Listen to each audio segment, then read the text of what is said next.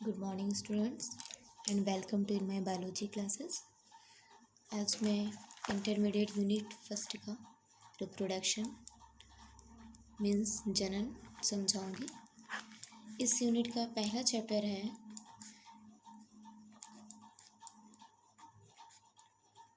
Reproduction in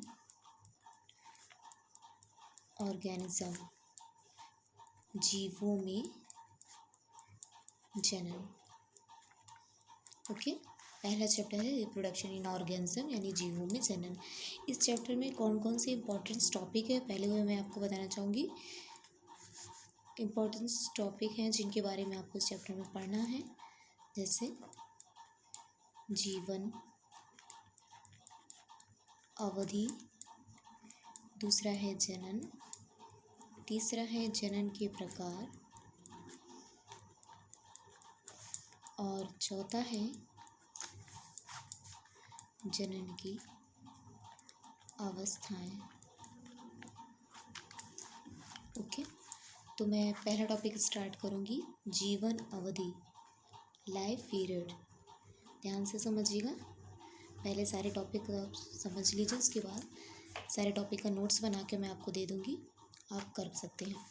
जीवन अवधि life period क्या मतलब होता है कि जैसे प्रत्येक व्यक्ति का जन्म होता है, प्रत्येक जीवधारी का जन्म होता है, जन्म लेने के बाद उसकी मृत्यु निश्चित होती है, तो उसके जन्म से लेकर प्राकृतिक मृत्यु तक के बीच का जो समय होता है उसे कहते हैं जीवन अवधि यानी लाइफ पीरियड बोला जाता है। क्या बताया मैंने कि किसी भी जीवधारी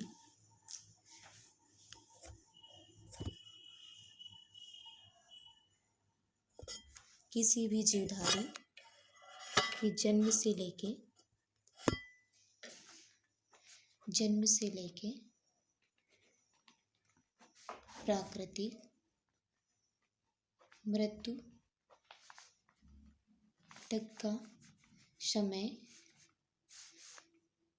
प्राकृतिक मृत्यु तक के समय को क्या कहते हैं, जीवन अवधि कहते हैं। फिर से समझिए कि किसी भी जीवधारी का जन्म से लेकर प्राकृतिक मृत्यु तक का जो बीच का समय होता है उसी को क्या कहते हैं, लाइफ पीरियड बोला जाता है। जैसे ह्यूमन की हम लाइफ पीरियड की बात करें, किसकी बात करेंगे, ह्यूमन के लाइफ पीरियड की बात करेंगे, तो जैसे 60 से 65 भी होती है, 70 भी होती है, 75 तक होते हैं। ठीक, उसी तरह से अगर हम पक्षियों में बात करें, पैरट की बात करें, पक्षियों में पैरट की मैं बात करूँगी, तो जैसे पैरट की होती है 150 ईयर्स। ठीक, उसी तरह से अगर वनस्पति की मैं बात करूँ तो वनस्पति में मैं आपको बनियान ट्री की बात करूँ यानी बरगद के वृक्ष की बात करूँ, बरगद के पेड़, उसकी कितनी होती है 200 ईयर्स, कितनी होती है 200 ईयर्स से।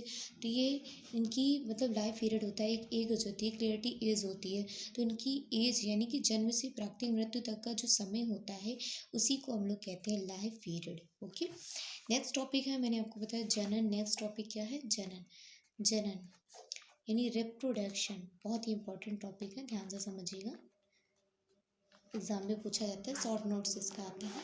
तो रिप्रोडक्शन का मतलब क्या होता है, रिप्रोडक्शन, व्हाट इज रिप्रोडक्शन, जनन किसे कहते हैं। तो जनन यानी कि प्रत्येक जीवधारी जनन करता है। क्यों करता है, क्योंकि जनन फैक्टर के द्वारा ही आगे की वंशागति को बढ़ाया जा सकता है। अगर ये जनन नामक फैक्टर ना हो तो शायद आगे के वंश को, आगे की वंशागति को नहीं बढ़ाया जा सकता है। तो प्रत्येक जीवधारी अपने जाति के अस्तित्व को बनाए रखने के लिए क्या करता है, जनन करता है। फिर से समझिएगा कि प्रत्येक जीवधारी अपने जाति के अस्तित्व को बनाए रखने के लिए क्या करता है, जनन करता है। ठीक, अब डिफिनीशन में क्या लिखेंगे कि जनन किसे कहते हैं, ये तो बात होगी जनन क्यों करता है, यानी अपने जाति के अस्तित्व को बनाए रखने के लिए जनन करता है।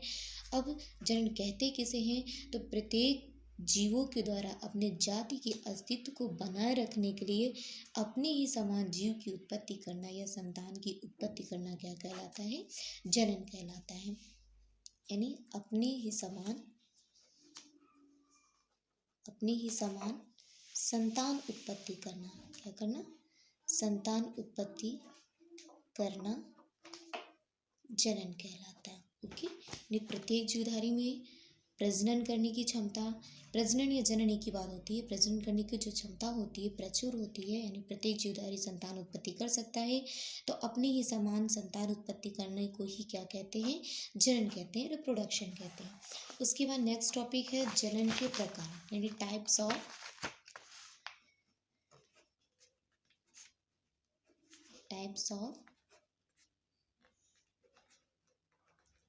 रिप्रोडक्शन, जनन के प्रकार। जनन के प्रकार कौन कौन से होते हैं? एसेक्सुअल पहला होता है एसेक्सुअल रिप्रोडक्शन, दूसरा होता है सेक्सुअल रिप्रोडक्शन, ठीक है। एसेक्सुअल रिप्रोडक्शन को क्या कहते हैं? अलैंगिक जनन। और सेक्सुअल रिप्रोडक्शन को क्या कहते हैं? लैंगिक जनन कहा जाता है।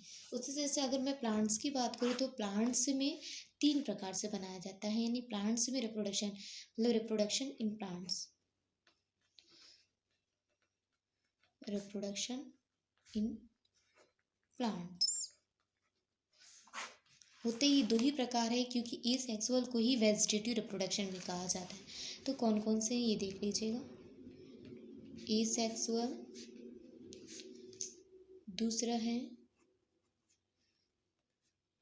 सेक्सुअल और तीसरा है वेजिटेटिव, ठीक। पहला मैंने कौन सा बताया? एसेक्सुअल रिप्रोडक्शन, ये इसे क्या कहते हैं?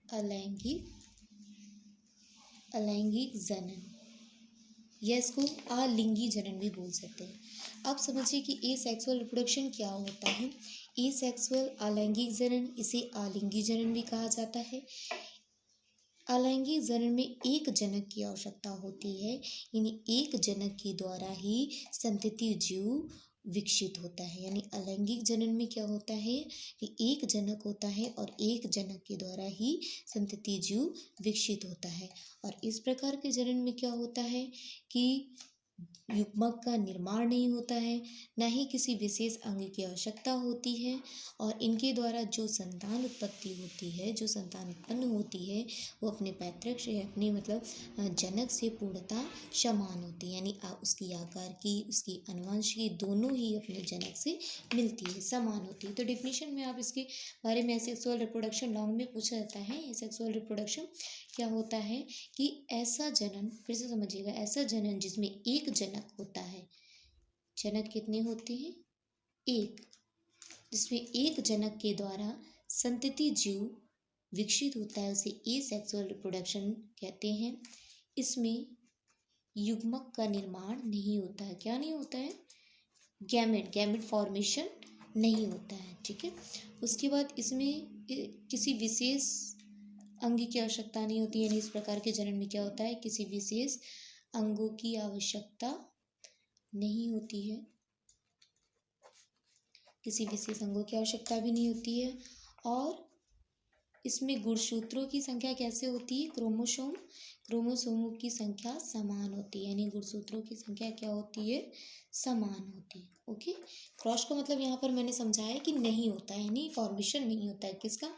युग्मक निर्माण। आगे क्रॉस लगाओ यानी युग्मक निर्माण नहीं होता है। ये सिर्फ मैंने समझाया, आपको इस तरह से नोट नहीं करना है, नोट्स में बना के दूंगी, उससे आप नोट करेंगे, सिर्फ समझिए।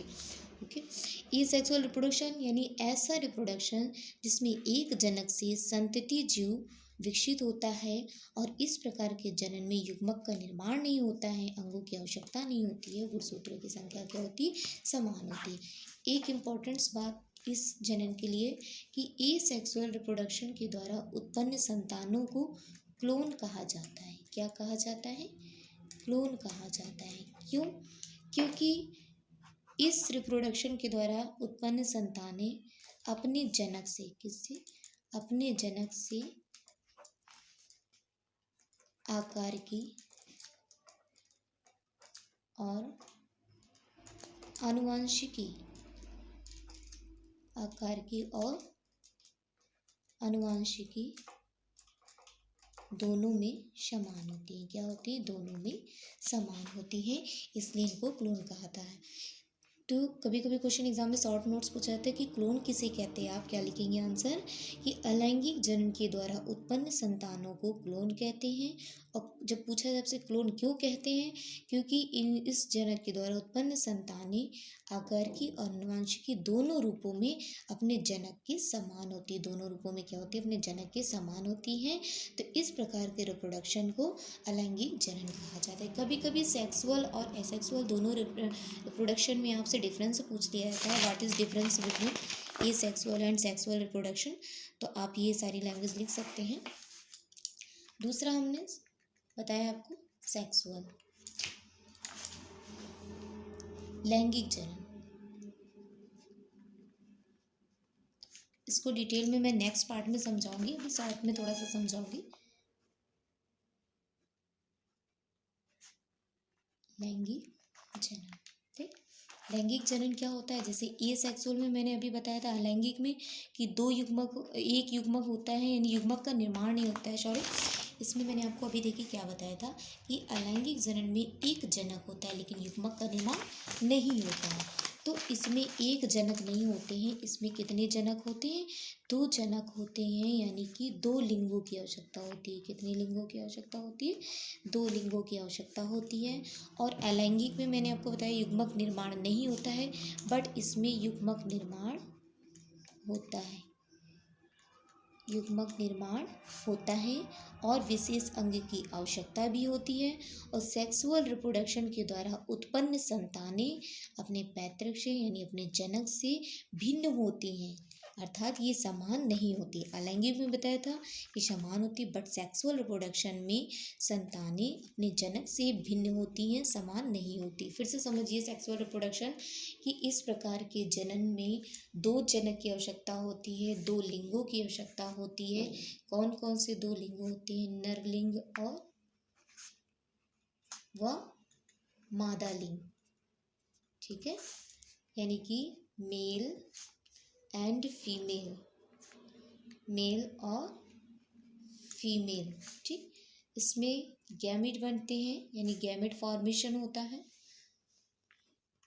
गैमेट का फॉर्मेशन होता है, दो लिंग होते हैं male and female, gamete formation होता है और इनके द्वारा उत्पन्न संतानें अपने पैतृक से भिन्न होती हैं, ठीक। और इसमें किसी विशेष ऑर्गन्स के द्वारा ही रिप्रोडक्शन होता है, यानी इसमें ऑर्गन्स की आवश्यकता होती है और ऑर्गन्स के द्वारा ही क्या होता है? रिप्रोडक्शन की प्रक्रिया होती है। तो ये हो गया आपका सेक्सुअल रिप्रोडक्शन। अब एक मैंने आपको बताया था वेजिटेटिव रिप्रोडक्शन। वेजिटेटिव रिप्रोडक्शन को एसेक्सुअल रिप्रोडक्शन भी कहा जाता है, यानी अलैंगिक जनन भी कहा जाता है। क्यों कहा जाता है? कि अलैंगिक जनन में उत्पन्न संतानें जनक के समान होती हैं, उसी तरह से कायिक जनन वेजिटेटिव को क्या बोलते हैं? कायिक जनन। कायिक का मतलब होता है कि इसमें किसी भी जीव के या किसी भी पौधे के कायिक अंग के द्वारा, कायिक अंग के द्वारा या भाग के द्वारा, कायिक भाग के द्वारा एक नया पौधा बनता है, नया पादप बनता है, जिसे बोलते हैं वेजिटेटिव रिप्रोडक्शन। यानी कि किसी भी पौधे के कायिक अंगों के द्वारा, कायिक भाग के द्वारा एक नए पौधे का निर्माण हो जाता है, जिस क्रिया को वेजिटेटिव रिप्रोडक्शन कहा जाता है। अब ये प्रक्रिया रूट्स के द्वारा भी होती है, स्टेम के द्वारा भी होती है और लीफ के द्वारा भी होती है। तो ये मैं नेक्स्ट टॉपिक में बताऊंगी। तो ये सेक्सुअल और वेजिटेटिव रिप्रोडक्शन आपने समझ लिया। अब आपको मैं समझाऊंगी मेथड्स ऑफ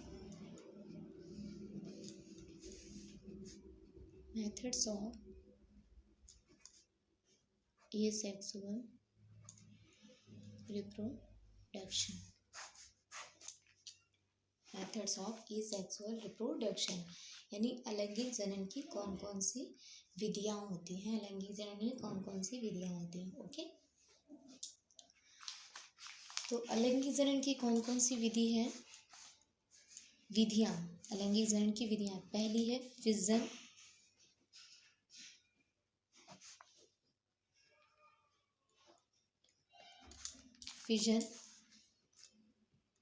जिसके अंतर्गत आप पढ़ेंगे द्विविखंडन, बहुखंडन, प्लाज्मोटोमी। तो ये हो गया विखंडन। दूसरी आपकी विधि है इसी में मुकुलन।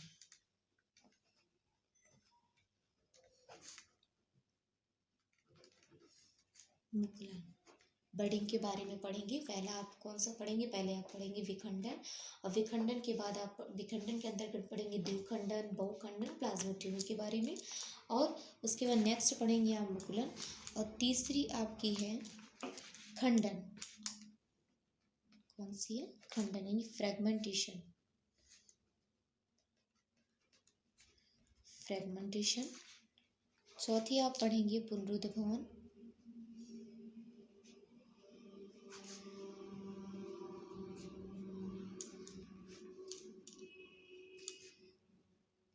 रीजनरेशन। और पांचवी आप पढ़ेंगे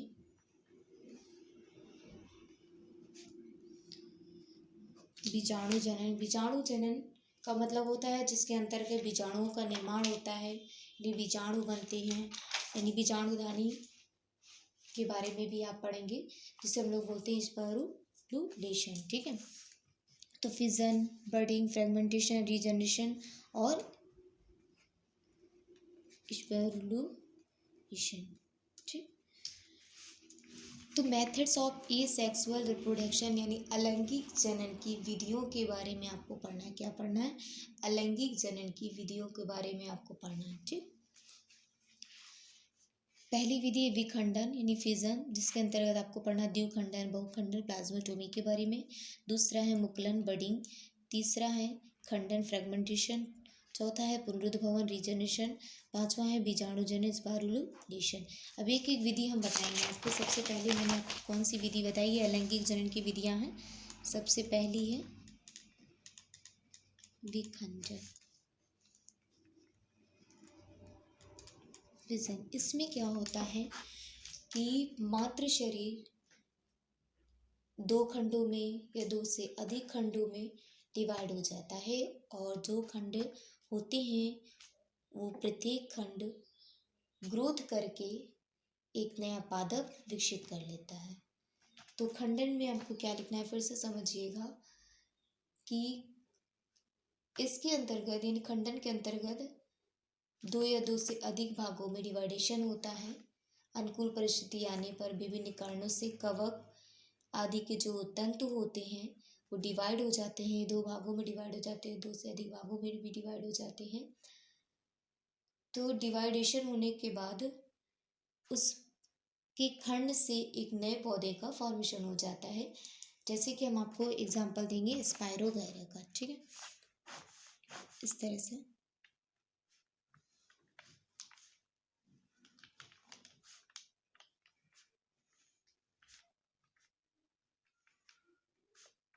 स्पाइरोगायरा यानी क्या बताया? दो या दो से अधिक भागों में क्या होता है?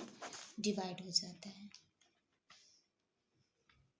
ठीक, दो या दो से अधिक भागों में डिवाइड हो जाता है।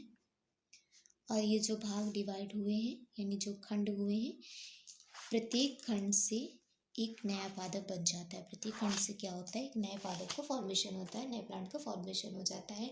यूलोथ्रिक्स में होता है, स्पाइरोगायरा में होता है, और राइजोपस आदि में भी होता है। तो ये पूर्ण बॉडी थी किसकी? स्पाइरोगायरा की। किसकी थी? स्पाइरोगायरा की। इस प्रकार से खंड हुए, प्रत्येक खंड से न्यू बन गया। अब दूसरा इसी के अंतर्गत आपका आता है द्विविखंडन।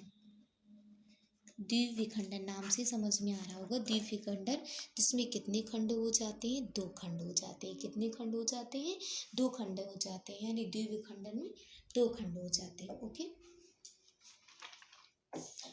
तो द्विविखंडन में दो खंड होते हैं। उसी तरह से आपको बताएंगे बहुखंडन। बहुखंडन में भी दो खंड हो जाते हैं। बहुखंड में कई खंड। तो द्विविखंडन में क्या होता है? मदर बॉडी जो होती है, मदर सेल्स बोलते सकते हैं। तो मातृ शरीर कितने भागों में बढ़ जाता है? दो भागों में बढ़ जाता है। कितने भागों में बढ़ जाता है? दो भागों में बढ़ जाता है, ठीक है। लेकिन ये दो तरह से होता है, एक होता है अनुलंबी, एक होता है अनुप्रस्थी द्विविखंडन। अनुलंबी द्विविखंडन में इस तरह से डिवाइडेशन होता है और अनुप्रस्थी ट्रांसवर्स में इस तरह से डिवाइडेशन होता है। इसको अनुलंबी द्विविखंडन कहेंगे। और जब इस तरह से डिवाइडेशन होता है तो इसको बोलते हैं अनुप्रस्थ रूप में, यानी अनुप्रस्थ द्विविखंडन बोला जाता है, ठीक। अब इसमें जैसे द्विविखंडन मैंने बताया कि दो भागों में लॉन्गिट्यूडनल फिजन हो जाता है। कैसे? जैसे बात करें चुक लेना, रफली समझा रही हूँ, इसके डायग्राम ड्रॉ करके दे दूंगी, आप फेयर कर सकते हैं। ये आपको कोड़े के समान जो संरचना दिख रही है इसको फ्लैजिला बोलते हैं, कि न्यूक्लियस प्रेजेंट है। तो जब यहाँ से डिवाइडेशन होता है इस प्रकार से, तो इसको बोला जाता है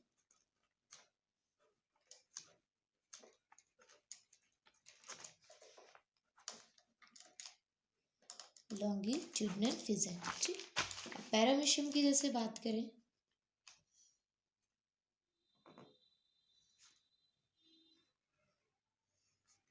पैरामीशियम की बात करें,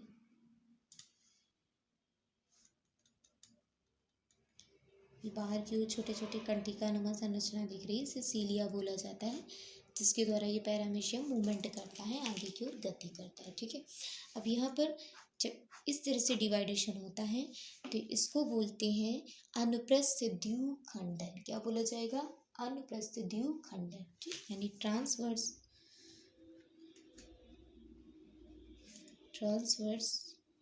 फिजन, ठीक। तो ये तो बात हो गई द्विखंडन की। दूसरा मैंने आपको बताया बहुखंडन। बहुखंडन को क्या बोला जाता है? Multiple fission. बहुखंडन, द्विखंडन में आपको मैंने क्या बताया कि दो भागों में मात्र शरीर होता है, दो भागों में बढ़ जाता है। और बहुखंडन में आप क्या, बहुखंडन में मल्टीपल फिजन में क्या होता है कि कई भागों में डिवाइडेशन होता है। कितने भागों में?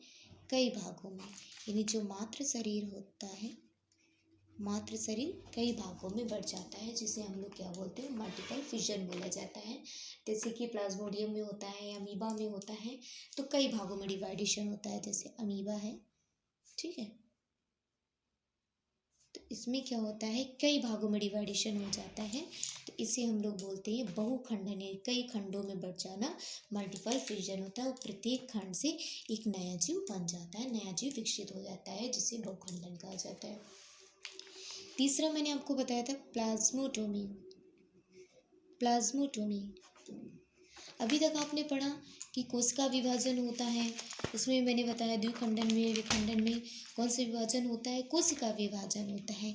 लेकिन प्लाज्मोटोमी में क्या होता है? कोशिका विभाजन नहीं होता है, यानी सेल डिवीजन नहीं होता है। विदाउट सेल डिवीजन के, सुनिएगा, विदाउट सेल डिवीजन के क्या होता है कि केंद्र विभाजन हो जाता है, और केंद्र विभाजन होने से बिना कोशिका विभाजन के बहुकेंद्र की संतति बन जाती है, यानी बिना सेल डिवीजन के बहुकेंद्र की संतति का निर्माण हो जाता है। यानी इसमें कोशिका विभाजन नहीं होता है, इसमें किसका विभाजन होता है? केंद्र विभाजन होता है, और बिना कोशिका विभाजन के बहुकेंद्र की संतति, कैसी?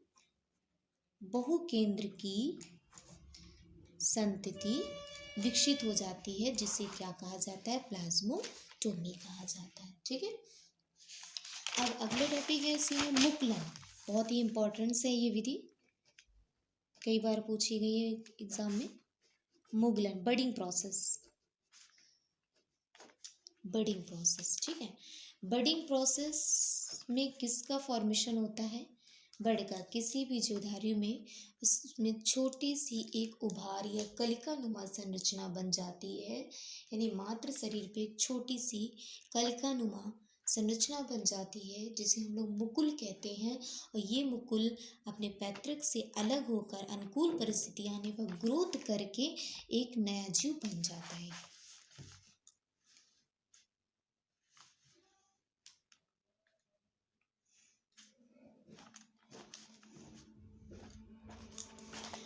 जैसे आपने देखा होगा हाइड्रा में, किसमें देखा होगा? हाइड्रा में। तो हाइड्रा में क्या होता है,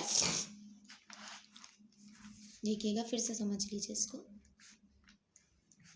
जैसे मान लीजिए हाइड्रा है, ठीक। तो हाइड्रा में ये टेंटिकल्स हैं, रफली समझा रही हूँ, आपको डायग्राम दे दूंगी, आप बना सकते हैं। हाइड्रा में तो ये पेरेंट्स हाइड्रा है, कौन सा है? पेरेंट्स। इसी में क्या होता है, एक छोटी सी ऐसी उभार, ये छोटी सी संरचना दिख रही है ना, ये छोटा सा उभार, यानी ये छोटा सा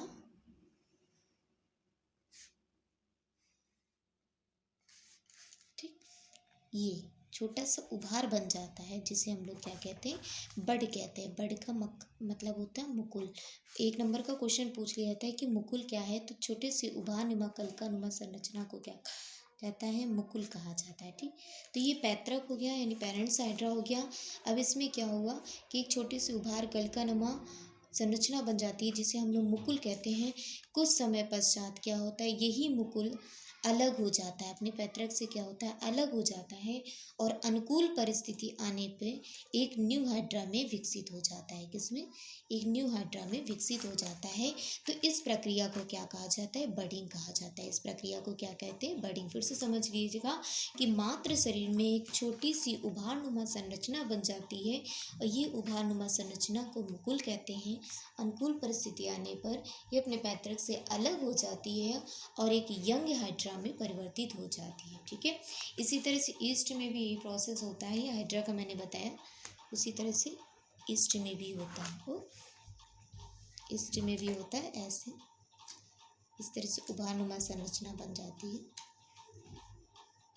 ठीक। ये पहले छोटा सा उभार बनेगा, ऐसे उभार बनने लगता है, ठीक। ईस्ट हो गया, इसमें छोटा सा पहले उभार बना, अब यही उभार ग्रोथ करता है, अलग होकर इस तरह से परिवर्तित हो जाता है। नेक्स्ट है आपका फ्रेगमेंटेशन। फ्रेगमेंटेशन यानी कि खंडन। खंडन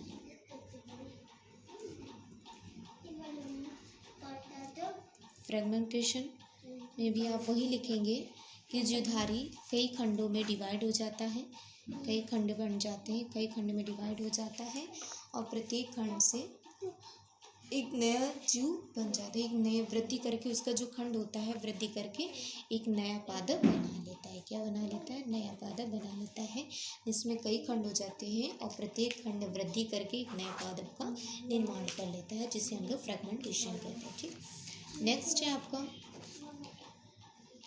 मैंने बताया था पुनरुद्भवन, रीजनरेशन। रीजनरेशन, पुनरुद्भवन, नाम सुनिएगा, पुनरुद्ध भवन, पुनरुद्ध भवन, रीजनरेशन, पुनः निर्माण, किसी भी चीज़ का पुनः निर्माण होना। तो रीजनरेशन समझिए, ये भी इम्पोर्टेंस है कि यदि किसी प्राणी को कई खंडों में डिवाइड किया जाता है, और कौन से प्राणी, सारे प्राणियों में ऐसा नहीं होता है कि सपोज मैंने आप अपने खंड खंड कर लो, कहते मैम ने बताया था कि फिर से विकसित हो जाएगा, ऐसा कुछ नहीं होता है। यानी कि जो सरल संरचना वाले प्राणी होते हैं, ठीक है, सरल संरचना वाले प्राणी, अभी हम आपको बता रहे हैं कि इनको खंडों को यदि काट दिया जाए, क्या कर दिया जाए? खंडों को काट दिया जाए, ठीक। तो खंडों को काट देने पर क्या होते हैं, जहाँ से कटते हैं या इनके खंड कट जाते हैं, अलग हो जाते हैं, तो जो भाग इनका क्षतिग्रस्त होता है, क्या होता है? क्षतिग्रस्त होता है। तो उस क्षतिग्रस्त भाग से फिर से उस अंग का ये फॉर्मेशन कर लेते हैं, यानी कि पुनर्निर्माण कर लेते हैं, जिस प्रोसेस को रीजनरेशन कहा जाता है। प्राणियों में, सरल संरचना वाले प्राणियों में खंडों को काट देने पर अपने क्षतिग्रस्त भागों से पुनः निर्माण करने की प्रक्रिया को रीजनरेशन कहा जाता है। एग्जाम्पल जैसे मैं आपको बता दूं, छिपकली। छिपकली की पूंछ आप काटने तो नहीं जाते हैं, देखते हैं उसकी छिपकली की जो पूंछ होती है निकल जाती है अपने मन से, और फिर से आप देखते हैं कि कुछ दिन बाद वो फिर से ग्रोथ कर लेती है, फिर से निकल आती है। तो वो कोई अलग से आकर जोड़ने नहीं जाती, फेविक्विक लगा लिया जोड़ लिया, ऐसा कुछ नहीं होता। रीजनरेशन की कैपेसिटी पाई जाती है उसके अंदर, रीजनरेशन के कारण ही छिपकली की पूंछ फिर से विकसित हो जाती है, ठीक। ऐसे स्टारफिश में होता है, यानी स्टारफिश में उसकी अगर आर्म्स को काट दिया जाए, आर्म्स को क्या किया जाए, एक आर्म्स को काट दिया जाए तो फिर से वो विकसित हो जाती है, किसके कारण, रीजनरेशन के कारण। इसी तरह से अमीबा में भी होता है, स्पंज में भी होता है, ठीक है, किस में होता है, अमीबा में हो गया, स्पंज में हो गया, ठीक। तो इसे कहते हैं रीजनरेशन के कारण, यानी उस क्षतिग्रस्त भाग से, कटे हुए खंड से पुनः निर्माण होना है, यानी उस खंड का, उस भाग का पुनः निर्माण होना क्या कहलाता है, रीजनरेशन कहलाता है। लास्ट टॉपिक है आपका बीजाणु जनन। बीजाणु जनन मतलब स्पोरुलेशन।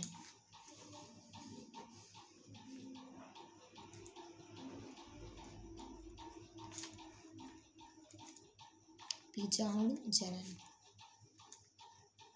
यदि बीजाणु का प्रकीर्णन होता है यहाँ पर, कैसे बीजाणुधानी बनती है, और बीजाणु जनन की जो प्रक्रिया होती है एक सामान्य प्रक्रिया होती है, जैसे शैवाल में हो गया, ठीक है, शैवाल में हो गया, कवक में हो गया, और बैक्टीरिया में हो गया, जितने भी यूनिसेलुलर प्राणी हैं, ठीक, एक कोश के जीव हैं, तो जैसे ही इनमें अनुकूल परिस्थितियाँ आती हैं तो इनका जो बीजाणु होता है अनुकूल परिस्थितियाँ आने पर अंकुरित हो जाता है, ठीक।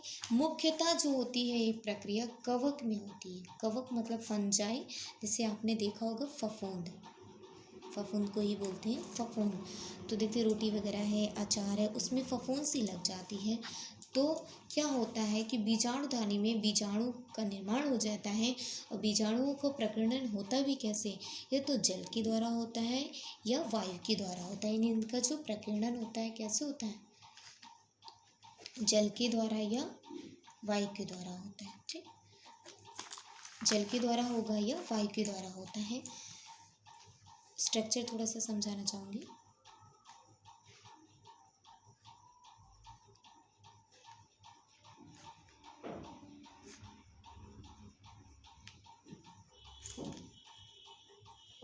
किस तरह से कुछ फफूंद सी लग जाती है। ये है आपकी बीजाणुधानी, बीजाणुधानी जिसके अंदर बीजाणु का फॉर्मेशन होता है। ये कवक जाल, इसे क्या बोलते हैं, कवक जाल, ठीक। तो कवक में क्या होता है कि बीजाणुधानी के अंतर्गत बीजाणु बनते हैं, इनका प्रकीर्णन होता है, और प्रकीर्णन होने के बाद अनुकूल परिस्थिति आने पर ये फिर से नए पादप का निर्माण कर देते हैं, यानी अंकुरित हो जाते हैं, नए पादप का निर्माण कर देते हैं। क्वेश्चन पूछ लिया जाता है एग्जाम में कि इनकी विशेषता क्या होती है, बीजाणु के बारे में आपको वर्णन करना है, एक्सप्लेन करना है, तो देख लीजिए इनकी विशेषताएँ मैं बताना चाहूँगी। कि पहली विशेषता होती है इनकी कि स्वतंत्र अवस्था में रहते हैं। कैसे रहते हैं, स्वतंत्र अवस्था में रहते हैं, ठीक है, स्वतंत्र अवस्था में रहते हैं या तैरते रहते हैं, तैरते रहते हैं। क्यों, क्योंकि ये हल्के होते हैं। कैसे होते हैं, वायु से भी हल्के होते हैं, यानी हल्के होते हैं, वायु में तैरते रहते हैं, क्योंकि कैसे होते हैं, ये हल्के होते हैं, हल्के होने के कारण ये क्या होते हैं, तैरते रहते हैं और स्वतंत्र अवस्था में रहते हैं। दूसरा पॉइंट इनमें लिख सकते हैं कि ये ताप हो गया, आर्द्रता हो गया, से अपना बचाव कर लेते हैं, यानी वातावरणीय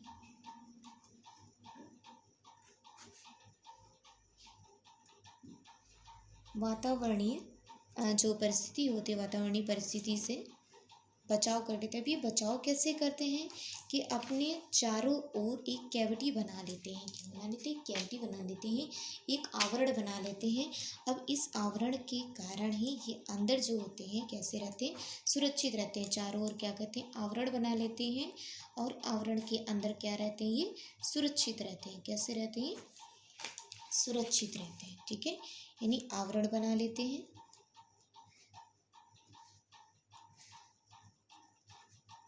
और सुरक्षित रहते हैं, ठीक। और जैसे ही इनको अनुकूल परिस्थितियाँ मिलती हैं तो अंकुरित हो जाते हैं और नया पादप बना लेते हैं। क्या मिलती, अनुकूल परिस्थितियाँ, अनुकूल परिस्थितियाँ मिलने पर ये क्या हो जाते हैं, अंकुरित हो जाते हैं। अनुकूल परिस्थितियाँ मिलने पर ये अंकुरित हो जाते हैं, और अंकुरित हो जाने पर नया पादप बना लेते हैं। नया पादप बना लेते हैं। ओके, तो ये था आपका बीजाणु जनन। तो इस प्रकार आपका एसेक्सुअल रिप्रोडक्शन की विधियां मैंने समझा दी है, सारे मेथड समझा दिए। नेक्स्ट स्टेप में मैं आपको समझाऊंगी सेक्सुअल रिप्रोडक्शन के बारे में। जितना मैंने आपको समझा दिया इसके नोट्स में बना के दे दूँगी, आप बना लेंगे, डायग्राम ड्रॉ कर लेंगे और डायग्राम कलर पेन से ड्रॉ करेंगे। कलर पेन में रेड पेन का यूज़ बिल्कुल भी नहीं करेंगे। डायग्राम की जो नेमिंग होगी वन साइड होगी, यानी सारी एक साइड नेमिंग करेंगे, दोनों तरफ नेमिंग नहीं करेंगे, एक तरफ नेमिंग करेंगे। ब्लैक पेन से करेंगे और कलर पेन से डायग्राम बनाएंगे, रेड पेन का यूज़ नहीं करेंगे। Okay, thank you.